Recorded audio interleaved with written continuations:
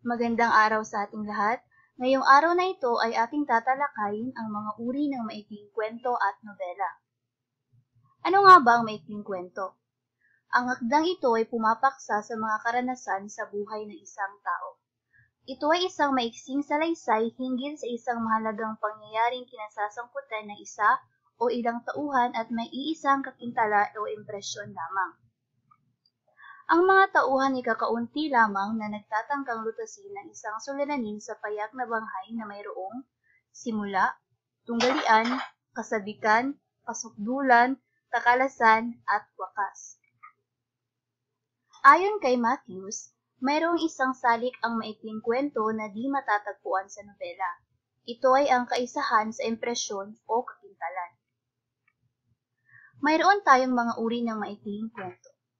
Ito ay ang mga kwento ng tauhan, kwentong makabanghay, kwento ng katutubong kulay, kwento ng kababalaghan, kwentong psikolohikal, at kwento ng katatawanan. Una ay ang kwento ng tauhan. Ang focus dito ay ang pangunahing tauhan o iba pang tauhan sa kabuuan. Inilalarawan dito ang mga pangyayaring pangkaugalian ng mga tauhang nagsisiganap upang mabigyan ng kabuuan ang pag-unawa sa kanila ng isang mambabasa. Ang halimbawa nito ay ang pagong at ang matsi. Kwentong makabanghay. Ang focus dito ay ang pagkakaayos ng mga pangyayari sa kwento. Ang halimbawa ng kwentong makabanghay ay ang kalupi na isinulat ni Benjamin Pascual. Kwento ng katutubong kulay. Ang focus dito ay ang kapaligiran, panahon, at ang paraan ng pamumuhay sa isang lugar o yugto ng kasaysayan. Ang halimbawa nito ay ang lupang tinubuan ni Narciso G. Reyes. Kwento ng kababalaghan. Ang focus ay ang mahiwagang bagay na mahirap paniwalaan sa tunay na buhay. Ang halimbawa nito ay ang kubaw pagkagat ng dilim ni Tony Perez. Kwentong psikolohikal.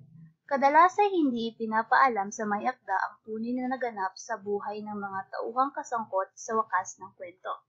Ipinadarama sa mga mambabasa ang damdamin ng isang tao sa harap ng isang pangyayari at kalagayan. Ito ang uri ng maikling kwentong bihirang isulat sapagkat may kahirapan ang paglalarawan ng kaisipan. Ang halimbawa nito ay Di Mo Masilip ang Langit. Kwento ng katatawanan. May tampok na layuning aliwin ang mambabasa. Ang halimbawa nito ay ang Pilyong si Loren na isinulat ni Daryl John B. Cacanan. Dumako naman tayo sa nobela. Ano nga ba ang nobela? Ito ay isang akdang pampanitikan na binubuo ng mga yugto at masalimuot na banghay na ginasasangkutan ng maraming tauhan, iba't ibang tagpuan at mahabang panahon upang maging magisa ang wakas. Mayroon tayong mga uri ng nobela. Una ay ang nobelang makabanghay. Higit na mahalaga dito ang kaayusan ng mga pangyayari upang makita ang malinaw na banghay. Nobela ng romansa. Ipinopokus dito ang karanasan sa pag-ibig ng mga tampok na tauhan. Ito ay ukol sa pag-iibigan. Ang halimbawa nito ay ang pinaglahuan ni Faustino S. Aguilar. Nobelang pangkasaysayan.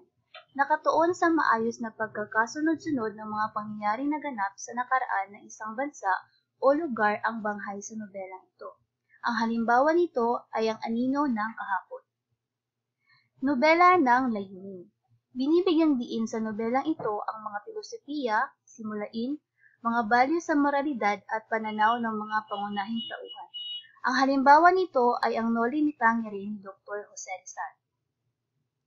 At ang pinakahuli ang nobelang makasingil. Nagbibigay ng malaking pansin sa mahusay na pagtalakay at paghahanay ng mga pangyayari at paglalarawan ng mga tauhan. Ang halimbawa nito ay ang Canal de la Reina na isinulat ni Liwayway A. Arce. Naway marami kayong natutunan sa ating talakayan at maraming salamat sa